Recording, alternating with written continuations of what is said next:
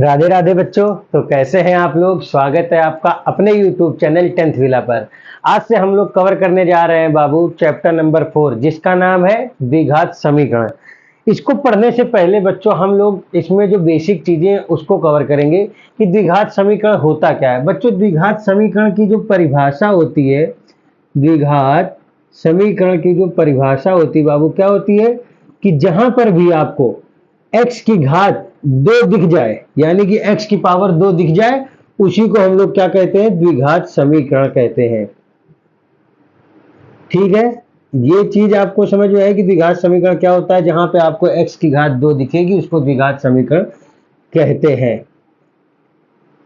ठीक है बच्चों, इसमें एक रैखिक समीकरण भी होता है। x की घात आपको अगर 1 दिखती है, पावर 1 दिखती है, 1 हो, तो बच्चों वो कौन सा समीकरण होता है, वो रैखिक समीकरण होता है। 1 नंबर में आपसे कभी कभी पूछ लेता है, रैखिक समीकरण होता है। और बच्चों एक समीकरण और होता है जिसमें जब भी आपको समीकरण में x की घात 3 दिख जाए, यानी कि x की पावर 3 दिख जाए, तो उसको त्रिघात समीकरण कहते हैं। x की पावर 3 हो तो उसको क्या बोलेंगे मेरी जान, त्रिघात समीकरण। ओके बच्चों, त्रिघात समीकरण होता है। अब आप हमको एक चीज बताइए, ये तो हमने समझ लिया कि अगर x की पावर 1 है तो उसको रैखिक समीकरण बोलते हैं। जब x की पावर 2 होगी समीकरण में तो उसको द्विघात समीकरण बोलेंगे, और जब x की पावर 3 होगी तो उसको क्या बोलेंगे बच्चों, त्रिघात समीकरण। अब बच्चों एक चीज होती है, द्विघात समीकरण का एक मानक रूप होता है। द्विघात समीकरण का मानक रूप होता है एक ये, ax square plus bx plus c equal to में 0। ऐसे ही आपको क्वेश्चंस भी देखने को मिलेंगे। एक एग्जांपल आपको दे देता हूं, जैसे 2x square plus 5x plus में 6, कोई भी एग्जांपल मान लीजिए। ठीक है, तो इसमें बाबू ए का मान जो होता है वो याद रखने वाली बात है कि कभी भी 0 नहीं होगा। ये बात आप लोग हमेशा याद रख लीजिए। अगर यहाँ पे x खाली होता तो आपका यहाँ पे 1 लिखा जाता, 1 माना जाता है। ठीक है, तो एक ए का मान जो होगा 1 होगा या कुछ भी हो सकता है, कभी 0 नहीं होगा। ये चीज आप लोग याद रखिएगा।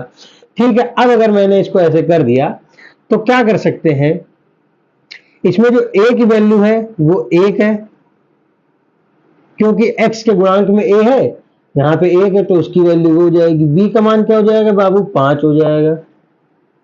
एंड c का मान क्या हो जाएगा बच्चों, 6 हो जाएगा। ये होता है अचर पद। अब हमसे ये तो हमको पता चला कि इसका मानक रूप ये होता है। ऐसे समीकरण द्विघात समीकरण दिए होंगे, इनसे हम लोग a b c के मान ऐसे मानेंगे, निकालेंगे। अब हम लोगों से क्या पूछता है सवाल में कि इसकी मूल निकालिए। इसके मूल निकालने के बाबू 3 फैक्टर होते हैं। इसके मूल निकालने के 3 विधि होती है। एक होती है, एक विधि क्या होती है बाबू, गुणनखंड विधि।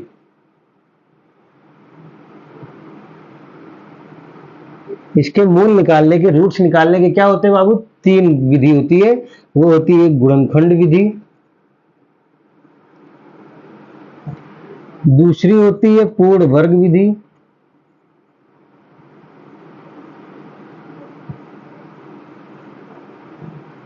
एंड बच्चों सबसे इंपॉर्टेंट और तीसरी होती है वो होती है फॉर्मूला। फॉर्मूला से ही हम लोग इसको हल कर सकते हैं।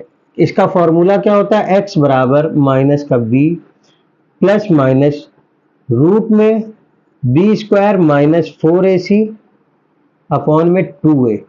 ये एक बाबू ऐसा फॉर्मूला है, जब भी आपको द्विघात समीकरण दिया होगा तो इस फॉर्मूले से हम लोग इसके रूट्स और मूल निकाल सकते हैं।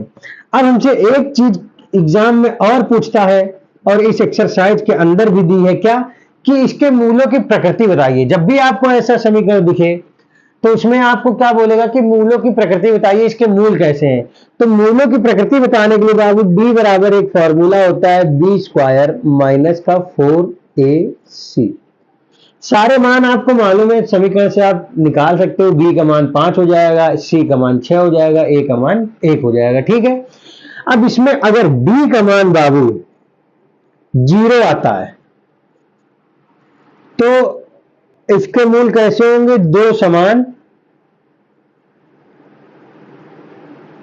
वास्तविक मूल होंगे।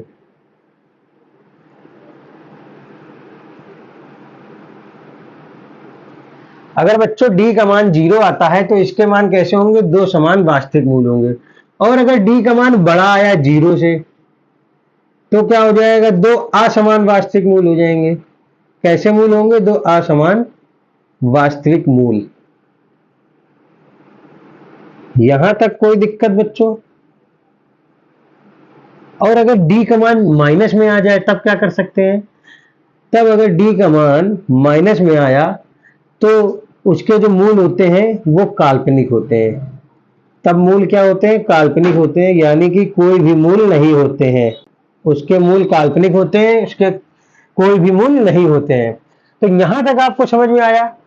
इसमें कोई दिक्कत हो तो बताइए। ये है हमारा द्विघात समीकरण का एक ओवरव्यू कि इसके अंदर हम लोग क्या क्या पढ़ेंगे, और कुछ वर्ड प्रॉब्लम्स के क्वेश्चंस भी होते हैं जिसमें आपको करना होता है, अच्छे से द्विघात समीकरण बनाना होता है और उसको सॉल्व करना होता है। ठीक है, तो बच्चों ये था अपने चैप्टर का पूरा बेस, पूरा सार। इससे ऊपर, इससे आगे इस चैप्टर में कुछ भी आपसे नहीं पूछा जाएगा, ये मेरी गारंटी है आप लोगों से। तो बस आप लोग इतनी चीजें समझ लीजिए, पूरा चैप्टर ये आप लोगों का खत्म हो जाएगा इससे। ठीक है।